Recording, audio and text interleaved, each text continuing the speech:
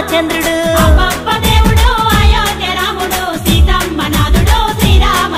ఇక తండ్రి మాట దాటక అడవి దారి నడిచెను సీతమ్మ లక్ష్మణాతో శ్రీమన్నారాయుడు